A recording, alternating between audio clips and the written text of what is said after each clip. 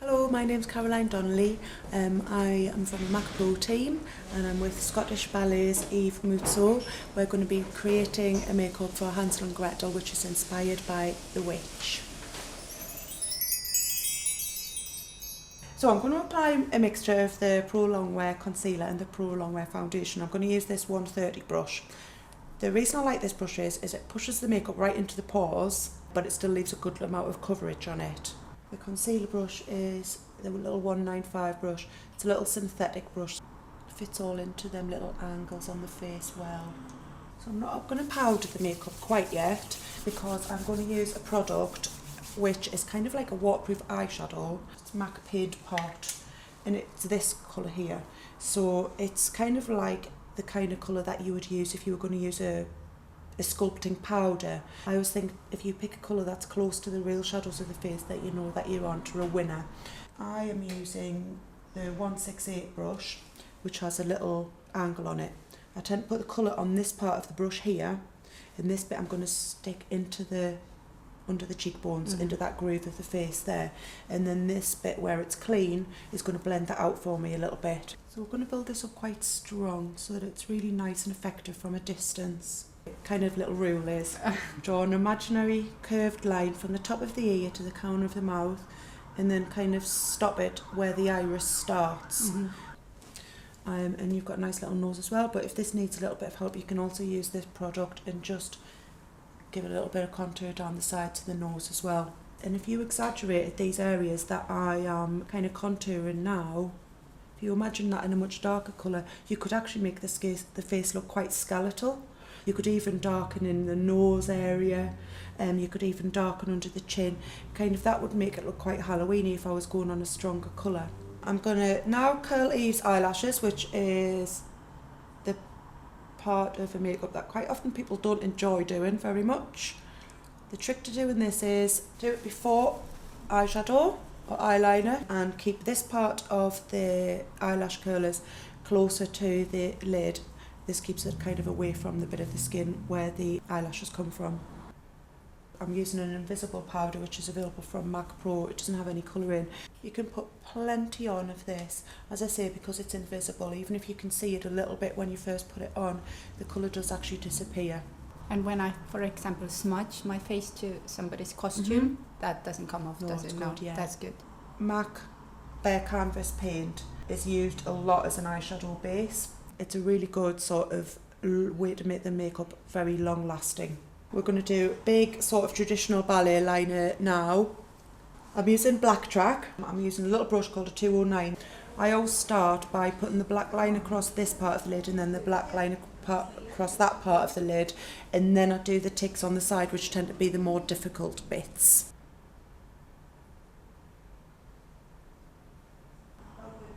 I'll quite often mark out the liner when the eye's open so I can see that it looks beautiful when it's looked at the way it's going to be viewed, rather than do it with the eyes closed and then find out it's not so attractive once the eye is actually open.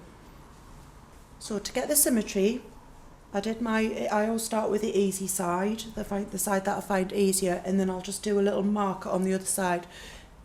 Put the head backwards and forwards, and you'll be able to see whether you've got good symmetry. If you feel quite happy with that, then you can go in and draw it a little bit more sort of solid.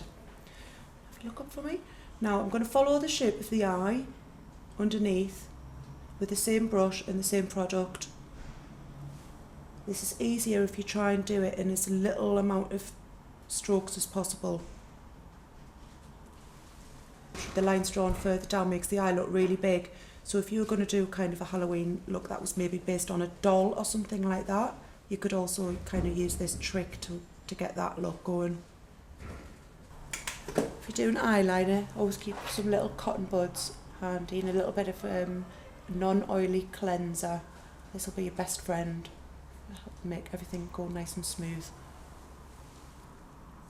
So what I'm going to do now is draw an exaggerated socket line as well. I'm going to start by using a little bit of this product again. So this needs to be done while the eye is open. And because it's an exaggerated socket line, I want to dot where the socket line really is.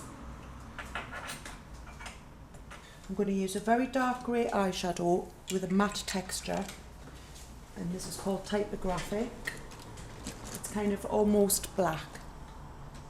So I'm going to use a 217 brush. This is kind of tapered at the tip and it goes a little bit wider. I'm going to use it and really exaggerate that black line through there, that dark grey line. So this look, you see, you could apply to quite a lot of different kinds of Halloween characters. Anything where you want to do kind of an exaggerated female makeup. I'm going to ignore the real eyebrows a little bit and kind of make them higher and longer. So I'm going to go with a colour called Stud, which is a dark brown. To get a good bit of symmetry, start with the lower brow, because you can't bring the other brow up to meet the other one, but you can bring the higher brow down to meet the other one. If you're quite fair like Eve is, you can kind of get away with cheating the shape and not worrying too much. If you have darker hair, you could either cheat the shape of your own brow using this darker colour, or you could even put a little bit of concealer over your real hair, and that would hide the darker bit. So I'm going to use a light coloured eyeshadow. This one I'm using is called Mylar. Vanilla's one I use quite a lot as well. So I'm just going to put that with a brush that's got a little bit of firmness to it. This helps the colour to really pack on, and I'm just kind of exaggerating that brow bone there. This is also a good way, if you're not very good at blending, just to blend those edges down a little bit, soften them out a bit. Now I'm going to use a white kohl pencil. This one is called Fascinating, and I'm just going to pop a little bit underneath the arch of the eyebrow. This is going to help to lift it up again. This also would help to hide some of your natural brows if you were doing it on yourself. You can put a little bit on the hand if you find it hard to blend, and take it with the same brush and apply it like an eyeshadow. This is an easier way of blending. And you can also put it on just above the eyebrow as well, and this helps just to pop that bone shape out a little bit, so it helps with the contour of the face. Make the face really three-dimensional. Exactly, yeah. Now I'm going to put just a little bit above the eye there.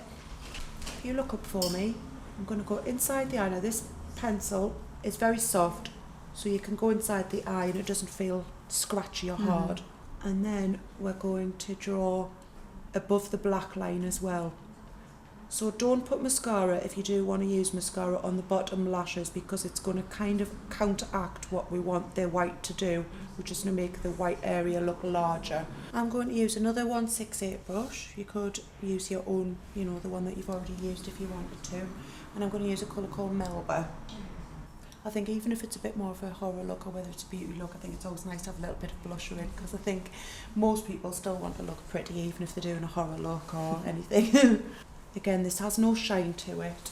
I think no matter what colour the skin is, whether it's very light or very, very dark, if you go for something that has a peachiness or an orangeness in it, or a kind of a coppery colour, it always kind of suits the skin tone. Now I'm going to go for some lashes. So you can put mascara on the lashes if you want to. From a distance it doesn't make any difference. If you were going to wear this as for a Halloween party, I'd say maybe just put a little bit of mascara on the roots so you can't see them against the black of the real eyelashes. The trick is with these are number 12, so I'm using here.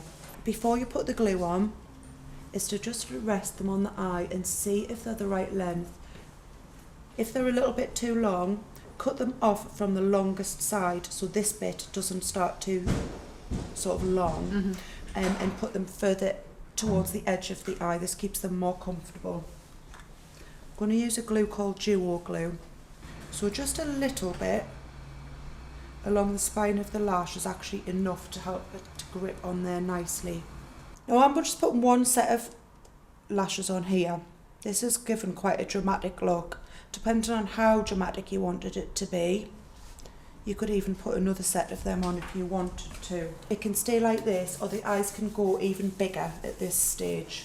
So if you wanted to make them bigger, use something like a 266 angle brush, And the same eyeshadows we used on the top. And if you look up for me, you can kind of blend this colour down, this grey eyeshadow. And this will kind of add even more drama and even more width to the eye. I like the drama of it. And I think it lends itself great to the stage and great also for Halloween looks. It's a kind of the kind of time of the year when you can wear as much makeup as you want and it looks right. I'm going to apply a really, really bright red lip now. I'm going to use a matte colour, which if you do need to overdraw is the most kind of effective because it doesn't have any shiny edges that catches the light. Start in the middle and draw around the Cupid's bow. Now I'm going to slightly overdraw Eve's lips, even though she's got great lip shape, just because this is going to be shown from, seen from a real distance. And then once you're happy with what you've got here, work down in little strokes. It's much easier to copy little strokes from side to side than it is to do a big shape and then try and replicate that on the other side. Then we also start in the middle of the bottom lip and do the same kind of thing, work out in small little strokes. This is called cherry pencil. So the way to get the symmetry checked is very similar to checking the eyeliner symmetry. Put the head right back and look at it in that angle. Anything that's not quite right you can see much clearer once the head's, you're not looking at it straight on, and then tip the head right forward. I'm going to use this editorial palette of red lipsticks and I'm going to use this colour here called Ruby Woo. This is my kind of everyday favourite one. I'm going to use the 316, which is great when you're using reds because you can fold it up so it doesn't go all over your makeup bag. Really load the brush up, makes it a lot easier. So this red here suits all different skin tones. You could go with lots of different looks. You could go deeper if you wanted to. You could go brighter if you wanted to. This is a good kind of classic red. The beauty of overdrawn with a matte lipstick is it doesn't have any reflective surfaces. So if you were going to use a kind of a more creamy or a sort of more lip glossy type of lipstick, you would be able to see the edges. You see the light's not hitting off the corner of the lip that I've overdrawn. A lot of people think that to make a lip look bigger you would use a lip gloss, but it's very reflective around the edge, which is why you can always see if somebody's done that. Whereas with a matte, it's just lying there, so it's much harder to detect the edges. So Eve has the tricky trick of having to change her makeup from being a beautiful witch into an evil witch, and she has to do this in the wings very quickly. So what we're going to do is show you how to take a really beautiful makeup and make it into something much more creepy and much more eerie. What I'm going to use is only 2 products to do it. A pack of wipes, makeup wipes, and a darker shade of what we'd already put here. And she's going to use her fingers for this, so she doesn't even need to look into a mirror. So when you kind of feel around of taking the eyebrows off, and all of a sudden that even gives it a stranger look. You want to leave your eyelashes on, and we're going to kind of smudge in some of the eyeliner so you can kind of get it a little bit wet, and then use the finger to really kind of mess that up. And then we're going to do the same with the lips. Take a little bit off if you want. You can really smudge it around the lips and make it look kind of a little bit kind of creepy, a little bit kind of clown-like. And then really quickly, we're going to use a little bit of quite natural paint pot and put it underneath the eyes. This is going to make her look more tired. And then we can have a little bit on the lip as well. And then that's it. So if you look in the mirror, I think it would be interesting to see how you feel about yourself, the way you felt before when you had the beautiful makeup on, to how does it make you feel now? Yeah, it definitely helps with the character. Yeah, I think it'll be a perfect Halloween makeup for, you know, wherever you go. Trick and treating, party, work.